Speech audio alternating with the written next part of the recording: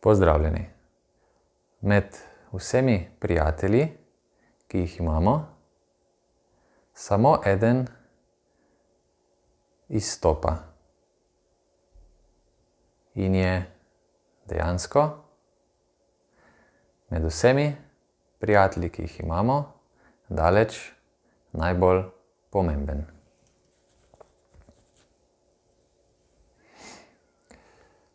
Vendar vsaj trenutno pri večini ljudi ta prijatelj izstopa po tem, da se z njim najmanj družimo.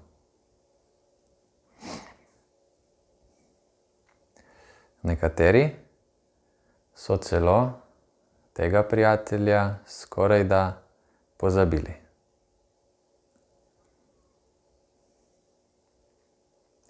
In če je ta prijatelj res tako pomemben, kako to, da mu ne damo večje vloge v naših življenjih?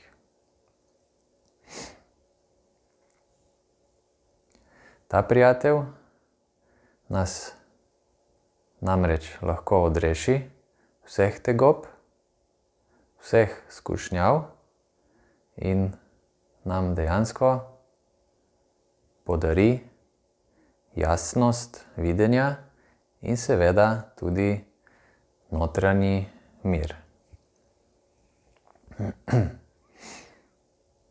Kako pa se imenuje ta prijatelj?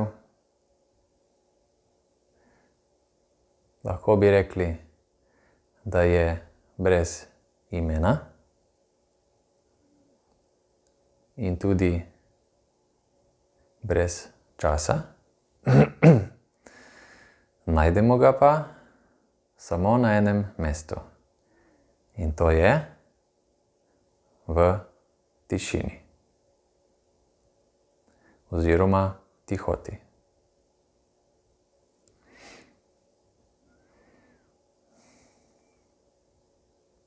Ko smo sami, ko se znajdemo v, dajmo reči, kaki zaprti sobi in nas preplavi tišina iz okolice, takrat dejansko se spoprijateljujemo z našim zlatim prijateljem. In zakaj bi to počeli, če je to tako težko, biti sam v tihoti in poslušati svoje misli, ki so takrat še toliko bolj glasne. Ja.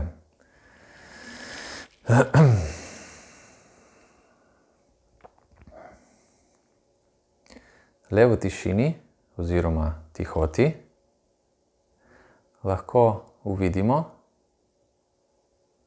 končno uvidimo naše misli, ki jih imamo, in predvsem naša zmotna prepričanja, torej lažna prepričanja, ki jih nosimo o sebi in o drugih. In še ena pomembna zadeva. Vse maske, ki si jih skozi dan in življenje nadejamo čez obraz, so v tihoti ogrožene. In zato je tudi tihota oziroma tišina nekako zelo težka, če ne smrtno nevarna za maske, nevidne maske, ki si jih nadejamo. In zato je to tako težko izvesti.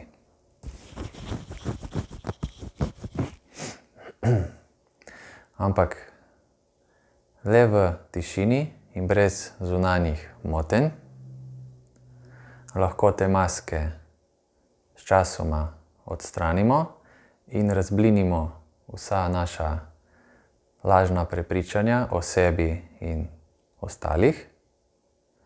Torej, če povzamem, nekako vse naše iluzije lahko spustimo, pretopimo v tišini. In kaj ostane?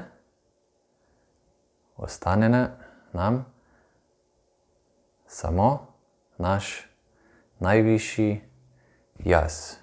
Torej, naša najbolj še neizražena, avtentična celota.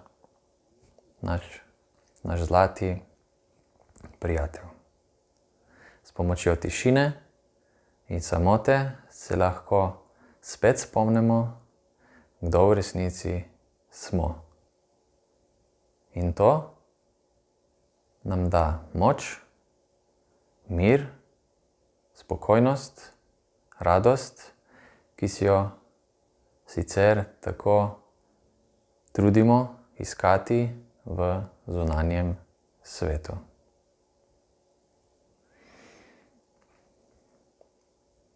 In bolj, ko lahko ostanemo v tišini, bolj globoko se lahko prikopljemo do našega glavnega jaza. Na začetku namreč zna biti težko, ker s toliko motnjami živeti ni lahko. Čez čas pa to postane edina možna rešitev vseh naših težav. In sčasoma se osvobajamo lažnega sebe in prebujamo našega avtentičnega jaza. Zahvala našemu zlatemu prijatelju, tišini.